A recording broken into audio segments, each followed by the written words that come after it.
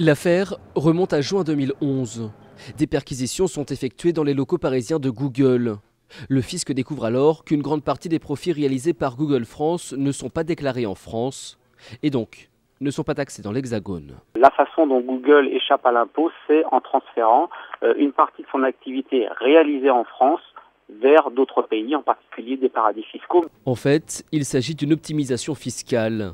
Ce n'est pas illégal, mais c'est tendancieux, avec un montage financier extrêmement complexe. Google vient prendre le pouvoir d'achat des consommateurs français, transfère ce pouvoir d'achat dans sa filiale irlandaise, il y a un petit bond vers les Pays-Bas, et c'est finalement logé aux Bermudes et donc défiscalisé. Ce qui expliquerait pourquoi en 2012, Google n'a déclaré que 193 millions d'euros en France et payé un peu plus de 6,5 millions d'euros d'impôts. Loin, très loin du 1,5 milliard d'euros de chiffre d'affaires que Google aurait réellement réalisé d'après certaines estimations. Réaction de la classe politique. Sur Twitter par exemple, le député socialiste Yann Gallu évoque, je cite, « une victoire dans la lutte contre l'optimisation fiscale » si jamais ce redressement venait à se confirmer.